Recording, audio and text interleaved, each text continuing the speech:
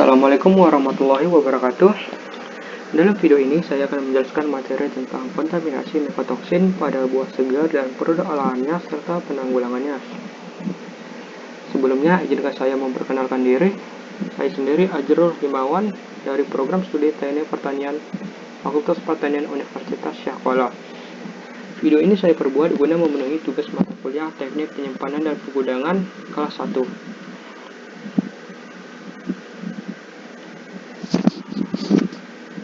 Indonesia merupakan penghasil buah-buahan yang sangat kaya dan beragam jenisnya.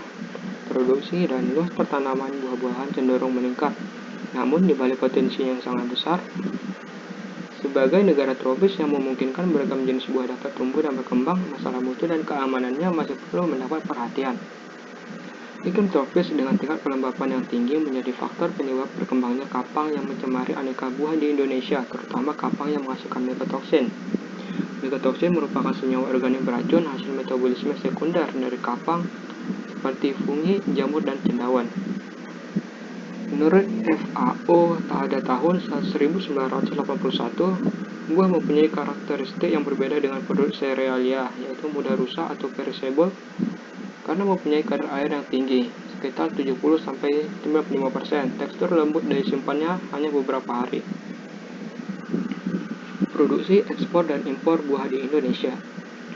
Produk buah-buahan asal Indonesia rupanya semakin digemari di luar negeri. Hal itu terlihat dari ekspor buah Indonesia yang terus meningkat. Kementerian Pertanian mencatat pada bulan September tahun 2018, ekspor buah Indonesia meningkat 24% dibandingkan pada periode sebelumnya. Ketika sektor lain menumpuk, ekspor sektor pertanian berjaya dalam periode 2019 hingga awal 2021. Publikasi terbaru Badan Pusat Statistik menunjukkan data ekspor sektor pertanian mengalami pertumbuhan sebesar 14,3%. Sumatera dan Jawa menjadi penghasil terbesar buah-buahan lokal. Yang paling banyak menghasilkan adalah Jawa Timur dan Jawa Tengah. Untuk Jawa Timur, wilayah yang paling terkenal adalah Blitar dan Malang. Buah-buahan yang dihasilkan seperti semangka, melon, apel, jeruk, dan rambutan. Sementara untuk Jawa Tengah, wilayah di sepanjang Pantura seperti Pemalang hingga Ambarawa juga menjadi produsen buah-buahan lokal seperti mangga, manggis, dan salak. Nilai volume ekspor dan impor buah di Indonesia. Data dari tabel 1 tersebut cukup merisaukan, karena neraca ekspor-impor negatif juga diperlihatkan oleh jeruk, melon, pepaya, dan durian yang terdapat diproduksi dengan baik di Indonesia. Hal tersebut menyeratkan rendahnya daya saing buah Indonesia di pasar domestik maupun internasional. Pemahaman mengenai standar mutu internasional dan negara tujuan ekspor juga menjadi salah satu faktor yang ditengarai berpengaruh besar terhadap daya saing. Kontaminasi kapang pada buah. Kapang yang menginfeksi buah biasanya berasal dari spora yang menempel pada kulit buah. Infeksi kapang dapat terjadi saat buah belum dipanen maupun setelah dipanen. Data pada tabel 2 tersebut menunjukkan bahwa di antara jenis kapang yang teridentifikasi pada buah terdapat beberapa jenis yang berpotensi menghasilkan mikotoksin. Contohnya seperti tabel 2.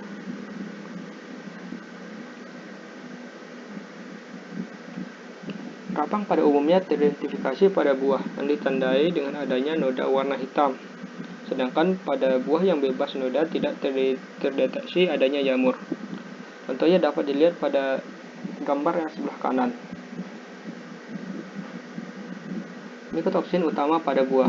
Mikotoksin merupakan racun yang dikeluarkan oleh kapang dan bersifat mengganggu kesehatan. Fox dan Cameron pada tahun 1989 dalam Mariam tahun 2002 menyebutkan bahwa mikotoksin merupakan metabolit sekunder yang dihasilkan oleh spesies kapang tertentu selama pertumbuhannya pada bahan pangan maupun pakan.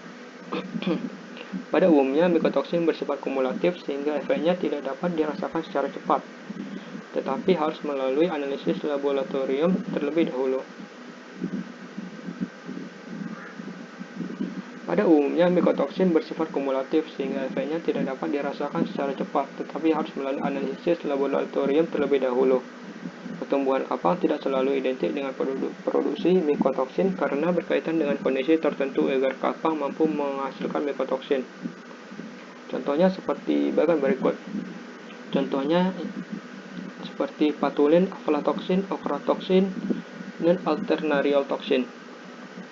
Yang pertama adalah patulin. Patulin merupakan racun metabolit yang diproduksi oleh sejumlah kapang, yang biasanya terdapat pada buah dan produk olahannya terutama apel. Patulin dihasilkan oleh sekitar 60 spesies dari 30 jenis jamur. Kapang penghasil patulin yang utama adalah Penicillium expansum. Yang kedua adalah aflatoksin. Aflatoksin adalah senyawa beracun yang merupakan metabolit sekunder yang dihasilkan oleh cendawan Aspergillus sp. Yang dikenal dengan penghasil aflatoksin yang utama. Cendawan ini banyak menyerang hasil-hasil pertanian terutama kacang-kacangan dan serealia seperti jagung, beras, gandum, dan sorghum. Saat ini dikenal dengan 6 jenis aflatoksin yaitu B1, B2, G1, G2, M1, dan M2.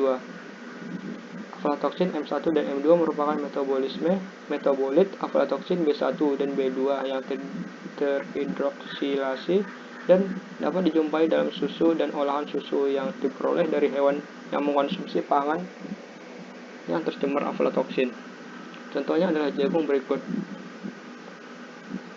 Yang ketiga ada okratoxin dan alternarial toxin. Dapat dilihat struktur kimianya pada gambar berikut.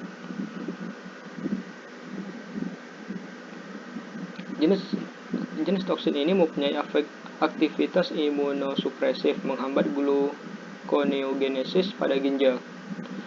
Okratoxin lebih sering terdeteksi pada anggur merah daripada anggur ros dan putih.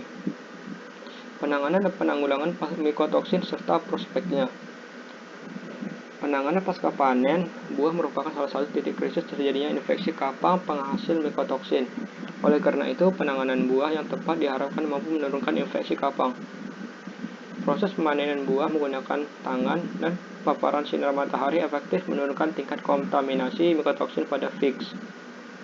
Pengurangan kontaminan patulin hingga 99% pada sehari buah dapat diperoleh dengan pengupasan kulit buah segarnya. Detoksifilasi aflatoksin dapat dilakukan dengan beberapa cara, diantaranya secara fisik dan kimia. Penanganan pasca panen menjadi tahapan paling penting dalam kaitannya dengan kontaminan mikotoksin, khususnya pada buah. Penanganan pasca panen terjadi tahapan paling penting dalam kaitannya dengan kontaminasi mikotoksin, khususnya pada buah.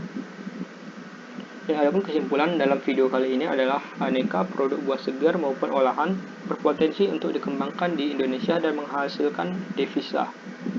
Namun, tanpa penanganan yang baik, buah dan produk olahannya akan terinfeksi kapang penghasil mikotoksin yang akan menimbulkan kerugian ekonomi yang cukup besar.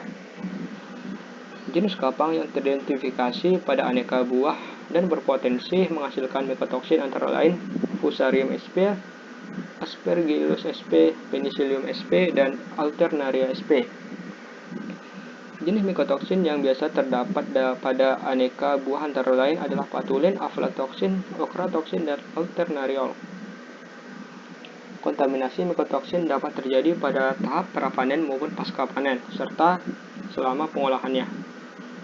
Penanganan pasca panen buah segar yang tepat akan menurunkan tingkat kontaminasi, seperti pemanenan yang tepat, penanganan pasca panen yang baik, pembuangan kotoran, dan pencuciannya. Pada sari buah, pencegahan kontaminasi mikotoksin dapat dilakukan dengan membuang bagian buah yang berkapang sebelum diolah, perlakuan enzim, dan penjernihan. Sekian video ini saya perbuat. Jika ada kesalahan ucapan dan materi, saya mohon maaf sebesar-besarnya.